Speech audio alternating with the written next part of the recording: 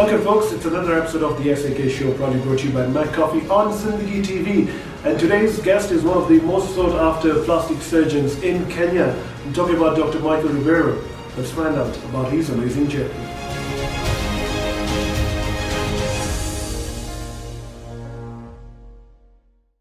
Dr. Michael, thank you so much for coming on the show. My pleasure. I've enjoyed watching your show. I haven't watched every single segment, but it's a good show, and thank you for having me. Thank you so much. So just a brief introduction about yourself to all of you. So I am a plastic surgeon. It always begs the question as to why plastic and what does that mean. Unfortunately, I didn't get to choose it. So, but the truth is, plastic comes from plastikos. It's a Greek word meaning to mold and to shape. So in essence, the background is that it's more about the reconstructive surgery that we do. Shaping of the body, fixing defects, handling trauma and cancer and birth defects. So if I was to summarize it, it's mainly those things. But because plastic surgeons as a specialty became good at doing this, there was and this is of course many decades ago, they began a demand on us to try and improve the human body, the human face, and that's where the cosmetic or aesthetic component developed or grew from. So let's take the views back in time. How did it all start in your personal life? I think before we even get into that, just to let you know, a couple of days ago I told one of the ladies I was having a conversation with. So I'm like, I have an interview lined up with a plastic surgeon and everything. Like, oh, okay. So I said, it's Dr. Michael. He's like, oh, that guy at MP. I'm like, yeah. He's like, oh, he's quite popular.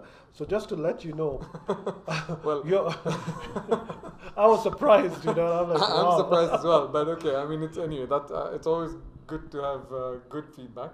Yeah. But going back, I mean, I think every doctor in every specialty has their own sort of little background story. Mine is, in fact, quite atypical.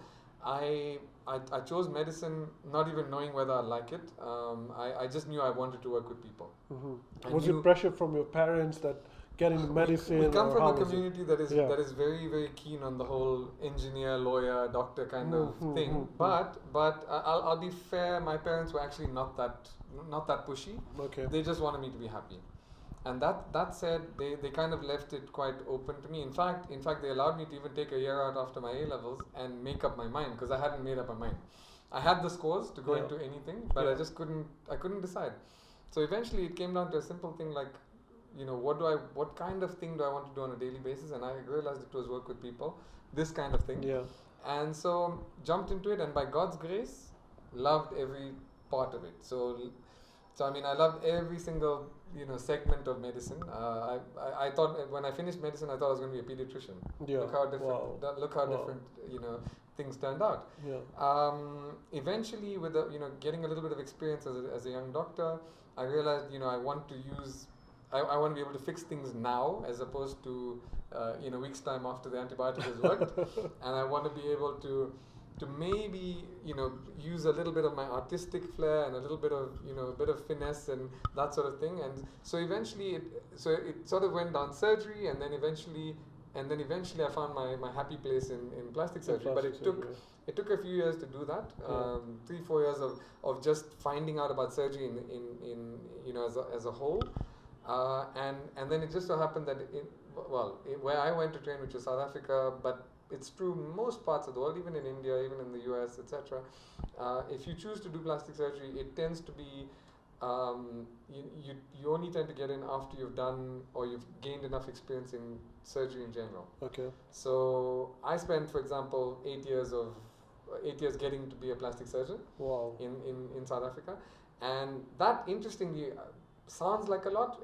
It is higher than the average, but if you look at all my colleagues who I trained with and plus or minus 5 years of me, most of them have spent almost the same time. Wow. So when was the exact moment? What actually triggered that I'm going to be a plastic surgeon?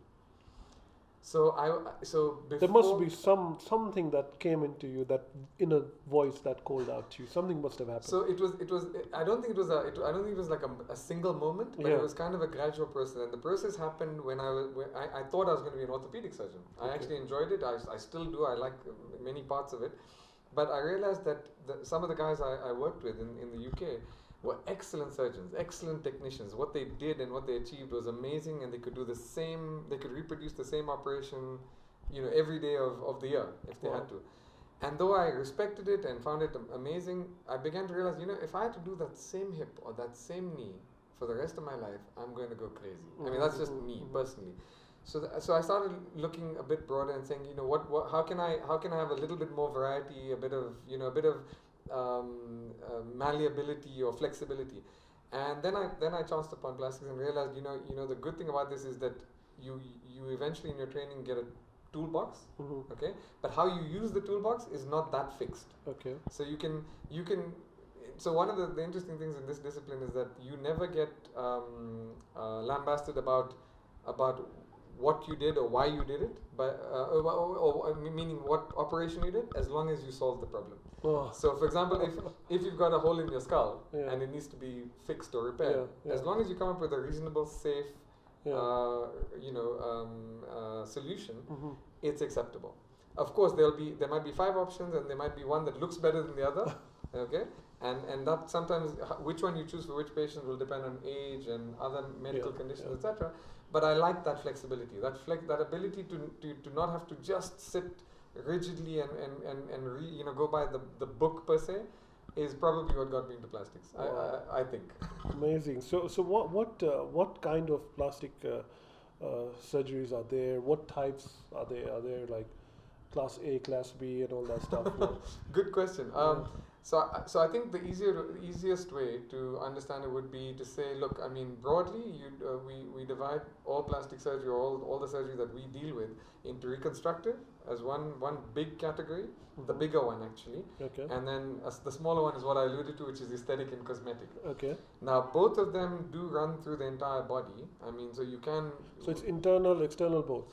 Mostly external. Okay. There is a little bit where we get involved internal, but that's more the reconstructive surgery, and that tends to be when we're working with other colleagues who are already working internally, doing something inside the abdomen, inside the skull, etc., inside the chest, and so on. So sometimes we have to help them solve a problem. Mainly a tissue deficit. It's something they lose. They're missing bone or muscle or skin, or a combination of all the above. But the reconstructive is broadly defined, or divided into sort of head and neck reconstruction, the trunk, which is chest and abdomen, as one big group, the limbs, so upper limb and lower limb, okay. And then there's sort of a vague area where it sort of deals with like reproductive organs, the genitalia, and those type of things. And then of course there are much broader things that go outside of all those classes, such as burns.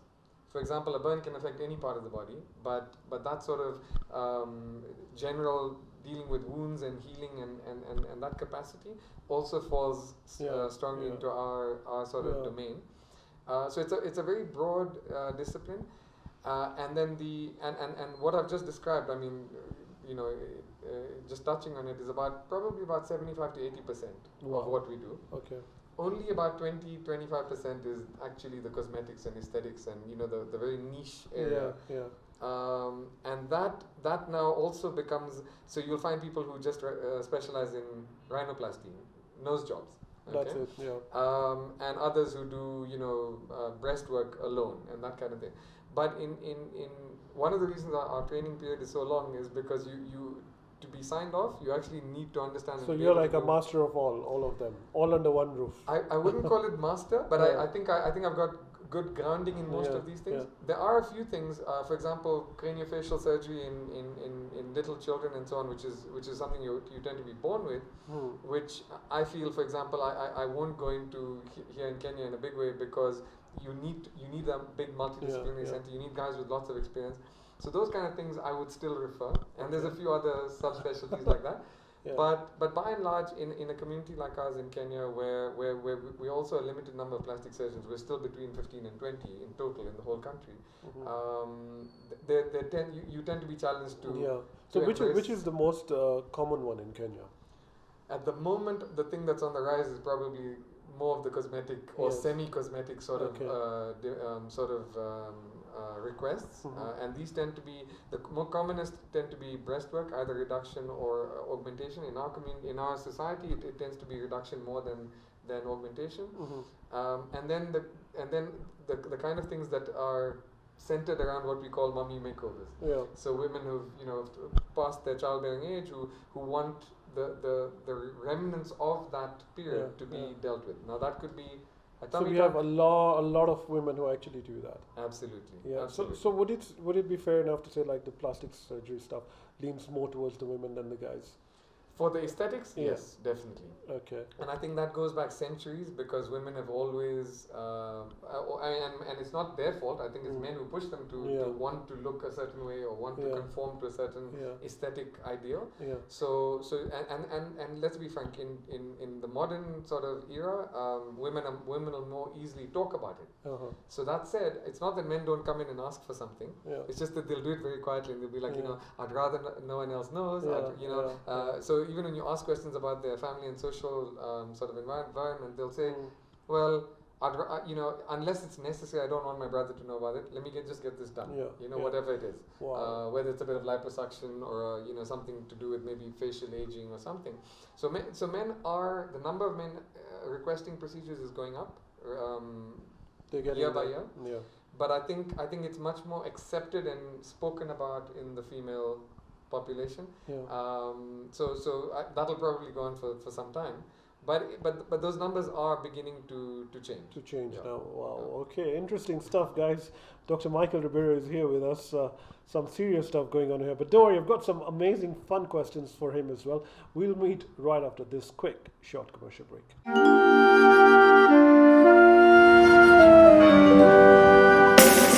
Irresistible recipe, rich and creamy. MacCoffee Cappuccino di Torino, coffee with Italian character. Welcome, guys. It's the SAK show, proudly brought to you by MacCoffee on Zindagi TV, and we are in conversation with Dr. Michael Ribeiro. Tell me, sir, something very interesting, is that in our community, there are a lot of influences from India which come down here, and sometimes things don't go. I'm just trying to put it in a polite way over here, but I'm sure you've already figured out what I'm talking about. Causing cancer and having tobacco and all that stuff messing your face up and your jawbone and all. I think that's something pretty common. Do you face a lot of that here as well in Kenya? So I think you're right. It's a common thing here, and it is something that was brought over. So you tend to find it in a number of communities because it's something that they literally got here with. And in those days, some of these were social and cultural things like this is something really, really huge. Ray, why don't you just zoom into him and just say, because this is something really big here with all our audiences and being 90% Indians and watching everything. Yes. Tell us, how does this work? How can you help them? So the first and the most important thing is going to be way before you get to me or to an ENT surgeon or to a cancer specialist, because what we'd really like is obviously for less and less people to have this problem, and the only way to do that is like with tobacco and smoking, is to sensitize the public and to make them aware that this is a dangerous thing in the long run, because like smoking, it's a habit taken up very young. When you're healthy and you're immune and you're invincible and nothing can touch you, but then you continue doing it for 10, 20, 30, many times 50 years, okay? I mean, because a lot of these people, by the time they end up with a cancer and they get to us, they've been doing it for decades. Wow. So that's the first part. The sensitization, the trying to reduce the use of the substance, and in this case, it's an irritant. Multiple things in the pan, so the betel nut itself, the slake, and a couple of other chemicals that are used in the whole process do irritate the inner lining, the mucosa of your mouth and your throat and so on, and eventually cause cells to malignantly transform and become a cancer. It takes a long time. Once it happens, unfortunately, those cancers can be quite aggressive. They go quickly from the lining layer, meaning the inner skin or mucosa, and they quickly invade the next layer, which in the mouth tends to be bone. So the majority of these patients don't end up at my practice directly. They end up in the practice of a doctor or dentist who picks it up. Okay. So in fact, our dentists who are there in large numbers in any city, even in Kenya, will be the first people to realize, hey, there's something wrong with that tooth. There's something wrong. That looks like a wound that's not healing. Let's get it checked. And then the next step tends to be now an oral surgeon, who can be a maxillofacial surgeon, an ENT surgeon, etc. Somebody who tends to look inside that area, and they will do a biopsy, confirm what it is, and investigate it further. The worst case, as you mentioned, is when you, for example, lose your entire jaw to a cancer. Now it's in those kind of cases, though I do get involved in even some of the smaller versions or the lesser variants, but when you lose a jawbone, the best outcome or the best solution for it at the moment is still use of another bone in your body, and in this case it tends to be the lesser bone in your leg, the fibula. Wow. Okay. So we harvest that with some muscle, with some skin, with its blood supply, and reconnect it under the microscope in your face to then give you a new jawbone. 6 weeks later, if all is well and it is healed and the bone is looking good, from that point onwards, our colleagues in other disciplines like maxillofacial surgery, orthodontics and prosthodontics can help with, for example, putting in implants and giving you new teeth and giving you a new jaw essentially. So it's quite a multidisciplinary thing when it gets that bad, but and it is about the most complex surgery that we do or can do in this country. But yes, we do have a fair number of patients turning up with it. Yeah. To be frank, because this problem is in its largest numbers in places like India and Pakistan, we also have a large number of those patients ending up seeking treatment in those places, and rightly so. But it is a significant problem in our community. Yeah, you just mentioned that pan has got all those ingredients which mess it up. I mean, so there's just something off the cuff. Is that, would it be advisable to say is specific pans, or even if you say I'm eating a sweet pan, it can also mess it up? So the interesting thing is that I think well, look, my knowledge of pan is nowadays not there are even chocolate pans. That. Yes. So we're like, okay, is this another way of welcoming more? So the interesting thing is the pan leaf. Yeah. Which if I'm going to be very simplistic because my knowledge of pan is not that encyclopedic, but the pan leaf is considered the flavor. So whenever you hear of a pan flavored something, whether it's a soda or a gum or whatever, it tends to be the flavor from the leaf. Okay.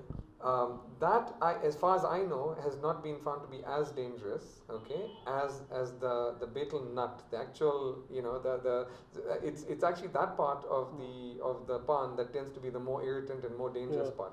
Now that's found in many other sort of concoctions, as we know. Okay. And if I was going to sort of keep it simple, you need to avoid the supari part of it. The supari part of it is now, of course, we know it is there even in after food condiments and in other things. Very popular. If you're doing it once in a while, probably not a big deal. My only advice there would be, please make sure that you clean out your mouth properly and thoroughly after you've consumed it, because it's also, I think it's also it's definitely related to how much of the irritant, as I'm calling it, is left in cavities. Wow. So for example, between your teeth, in the recesses of your cheeks and your your lips, those are the kind of things that lead to a higher risk. And so obviously people who chew pan more regularly tend to be less careful about that. So you'll find so I've heard this from many of my dental colleagues. You'll find little particles lying in different places, and interestingly, when they do the studies later, they find those are the same places that develop the cancer. Oh my. Because you see that there's this constant irritation in a small zone. Wow. I hope that sheds a bit of light. It does. Interesting. I'm glad I'm not into those things, man. So okay, yeah. So tell me that, coming back to the plastic surgery bit and everything, what is is it as simple as it looks? We've got a lot of influence. It's exciting. like I got excited. I'm meeting a plastic surgeon, and you're like, oh, I'm going to this plastic surgery. As much as some people call it fake and all that, we'll come back to that later on. But as for now, we've got a lot of influence from the movies and everything, how it looks.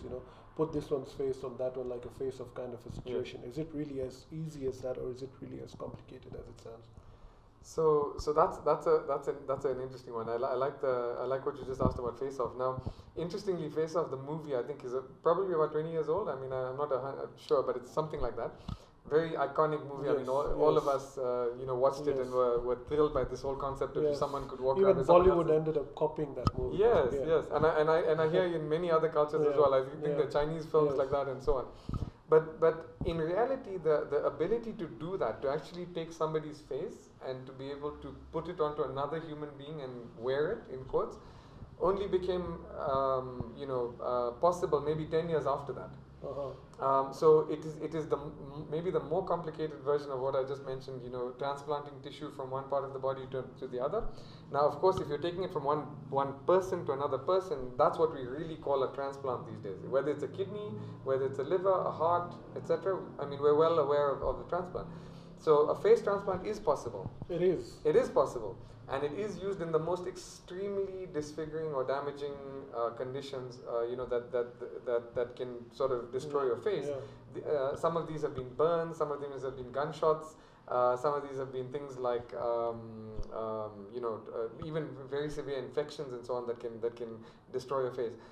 So there are now face transplant units and teams around the world. Wow. The first one done was in France.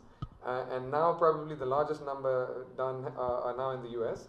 But between the Far East, so mainly China and Korea and so on, a few European countries and the US and Canada, there are multiple teams that could actually transplant a face from. Wow. Now, most times it tends to be taken from a person who's either dead or dying, and who's just like with a kidney or a liver or something else, they've consented to using their face. For the person who's receiving it, who's probably not had a face for in most cases many years, it's a life-changing event, but it's nowhere near and as romantic as the idea of I can have your face and con your family and your friends into thinking I'm Shaheed. That's so not Tom Cruise is lying to us in Mission Impossible. It's a long procedure. It's about I think it's about a 16-hour surgery. So tell us in your experiences, which has been a very interesting case that you have worked on and has been successful so far. To be frank, I think the most, especially in this country, the most rewarding cases have all been children. They all tend to be, children with either hand injuries or because these are the things that happen commonly. Hand injuries, burns, a bit of facial trauma, that kind of thing. And why do I say that? Because I think the most disturbing thing when it comes to any of those conditions is always going to be the magnitude of the fallout. And for a child who has not even gotten to, in quotes, live their life, walking around with a very obvious deformity, scar, maybe missing an ear or part of a nose or something like that, is something that not only do they have to possibly live with it, but their whole socialization, gets changed because they get teased, they get stared at, and that sort of thing. So I would say all the ones that I take some credit for are the ones where, in one way or the other, whether slight or maybe not so slight, that we've been able to avoid that. Avoid the child living with that. I, for example, I'm passionate about hand surgery. I find being able to give a child back full function of a hand is very rewarding for me, because one of the ways we forget that we learn through our eyes and our noses and even our mouths, but we forget that we learn a lot through our hands. And if your hand doesn't work properly, you don't get to touch things, you don't get to perceive the world in a certain way, and it's almost like being blind. Like if your hand doesn't work, then you don't get to use its function, for the simplest things, but even for the more complex things. So well, kudos for you to doing that. I mean, that's brilliant, something amazing you're working on. And now tell me, any bad experiences that you've had, something that did not go the way You It wanted should it have. to go, for the record. No, I think that's always, there's always going to be a few of those. In fact, I used to think it was my teacher who said it, but when I came and talked to some of my colleagues in other disciplines, they've all had one teacher who said the same thing. Uh-huh. And so many older surgeons will tell you, if you haven't had a complication, you're not operating enough. Because the truth is, I mean, at the end of the day, we're not God. Yes. I mean, we joke about the God complex and everything among surgeons, but and I think there's a reason for that. I mean, some surgeons feel the need to be overconfident and all because they need to, they it's scary stuff we do.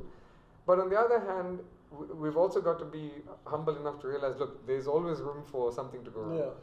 And the key thing, I think, so I've had reconstructive surgery go wrong. I've had cosmetic surgery go wrong.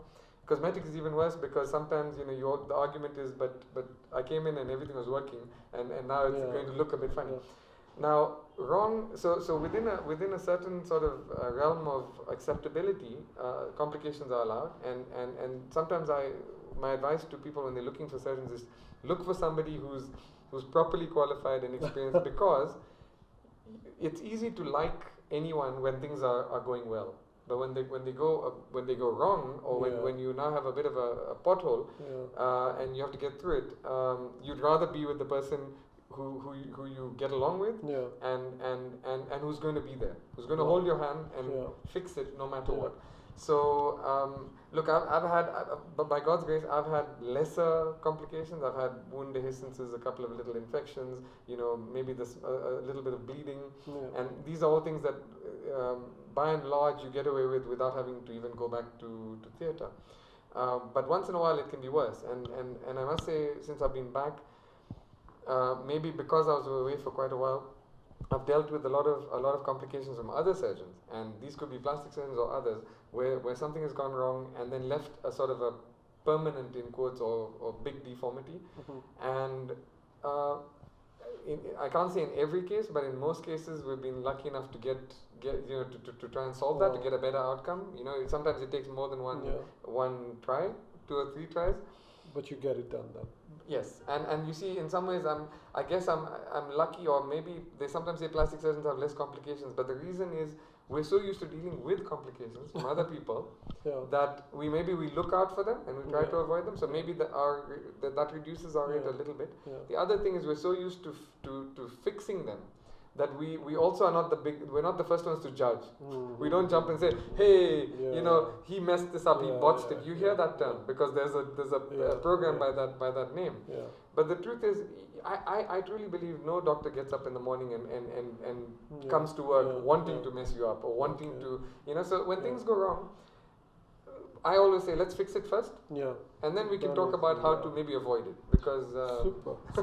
Tell me, what about the perception that plastic surgery is very expensive here in Kenya, and if you want to do it, you'd rather go to India or Pakistan or something like that. What's your take on that? Good point. I mean, I think that's unavoidable. Your question, in fact, is completely unavoidable because the truth is, it's not just with plastic surgery, but almost anything we do, that is a luxury, in quotes, even that phone, it tends to be a little bit expensive in this country, and there's many reasons for it. It's sort of factorial. One is, as we all know, our import duties and our levies and taxes on many of those things are actually quite high. If you compare them with the rest of the world, we've got pretty rough taxation. So that immediately affects everything from the complex or the expensive single items, like, for example, breast implants, just for argument's sake. But even simple drugs and things that are used in the theaters and in the hospitals, everything has been marked up a bit and then gets marked up here for the local distributor to make a profit. So along with those sort of costs and added costs, I think almost everything in the healthcare sector is a little bit higher and more expensive. Now, if you're to make those comparisons as you asked with other countries and other sectors, in some cases, yes, I think there's no matter how you look at it, certain things and certain procedures will be cheaper. For example, even in India or in Pakistan, especially, Asia is on average much cheaper healthcare wise.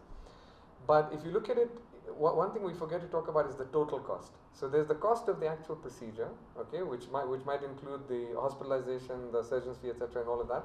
But there's also the cost of the recovery and the follow up, and it's a big package. So even when I talk to patients transport, accommodation, yes, so everything all comes of those in, things. yeah. And God forbid, if they always say that you might have a 1% chance of a complication, Yeah. but when you get it, it's Yeah, 100% for you. Yeah. And the problem with that now is that, okay, if let's say you travel back from India a week after your surgery, Yeah.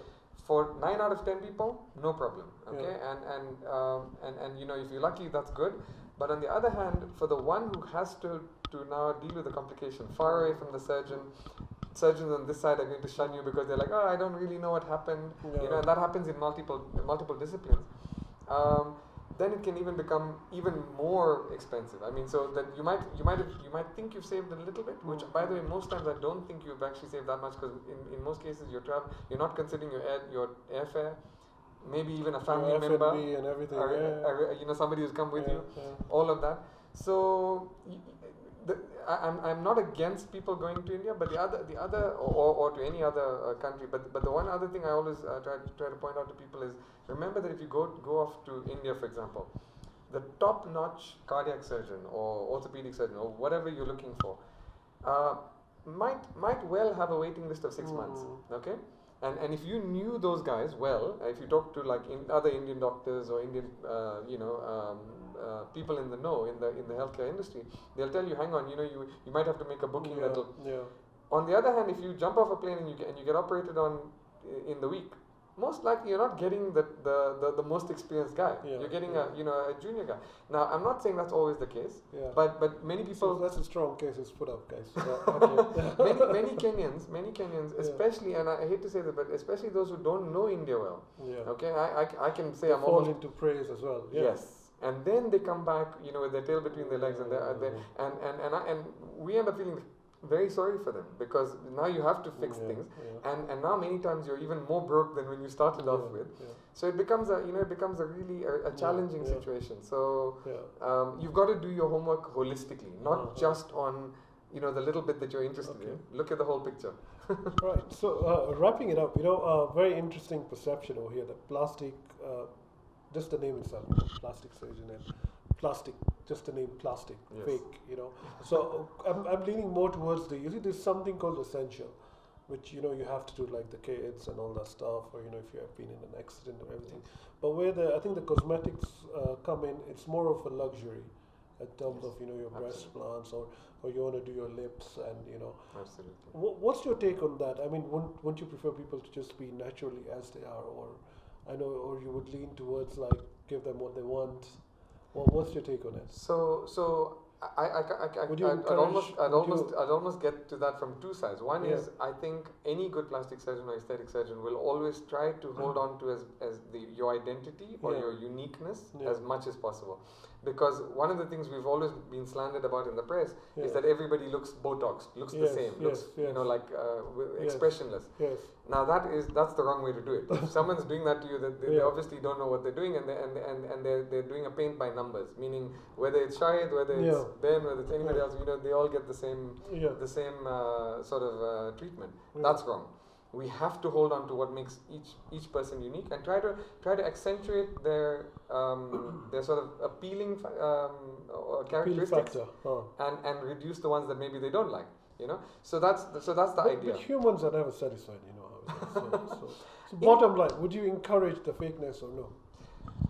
I would never encourage fakeness, but if something bothers you enough to the point where it affects your own confidence and your own ability to do your job, to sort of project the kind of persona that you need to.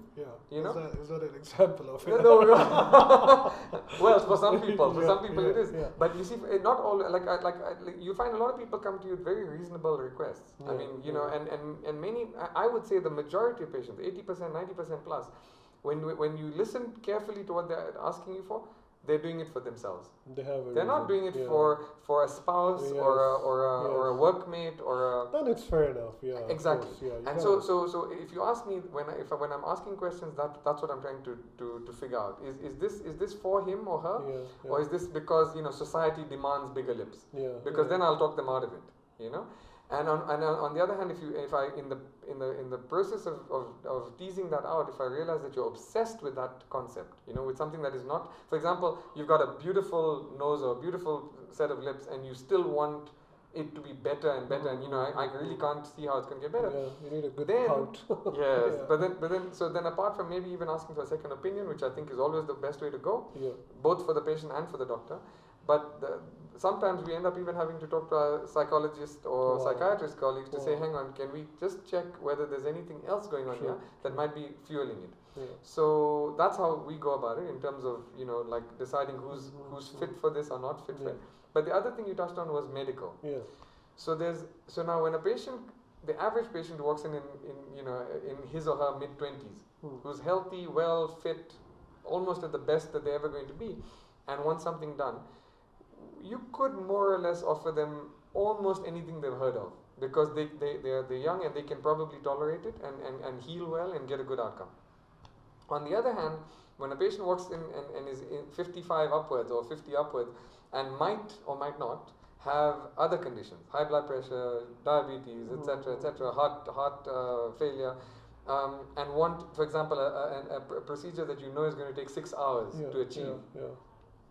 That now is I get becoming you. really risky. Yeah. You're almost tempting fate Yeah. by saying, yes, okay, we'll do this Yeah, facelift that yeah. will make you look like you're Yeah. 20 years younger. Yeah. But my goodness, apart Yeah. from that, the cost and the stress on the body, Yeah. you might pay some much bigger prices for it. Wow. So that also becomes our job to say, look, I understand what you want, but in your sort of parameters, we can only safely offer you this. Do you think you can accept that? And I'll be frank, most patients do. So if you come to a compromise and you can offer them something that meets their goals Yeah. safely, fine. But if not, then I will politely bow out and say, listen, Yeah. maybe I'm not the right guy, maybe I don't have the experience, maybe I take Yeah. too long. Yeah. I can send Yeah. you to colleagues to Yes, give you a yes. second opinion. And if they also say the same thing, then of Yeah. course, then you know that maybe it's not the best thing for you. Awesome. Thank you so much for your time, man. Any parting words Very for all our viewers? Anything you'd Not like to much, add? except that in the middle of this era, just be safe and do your homework and don't ever be scared to ask questions, because I mean, I think we doctors are sometimes a bit intimidating Yeah. as a group, but I'll tell you that the modern way in healthcare is a good conversation, good communication. So if you don't feel you're having that, Yeah. then look elsewhere, and you're well within your means to do that. So please just make sure you're happy with what you hear and with the messages you're getting. Brilliant. Thank you so much. And before you leave, of course, the current pandemic. What's your take on that? Well, the only thing I'm going to say is that in Africa, where we're so constrained in terms of our resources and our abilities and our facilities for such things, Yeah. by God's grace, we are very lucky to have not seen as bad a sort of picture or scenario as has played out in many Western countries. There could be many reasons for it. It's still being debated.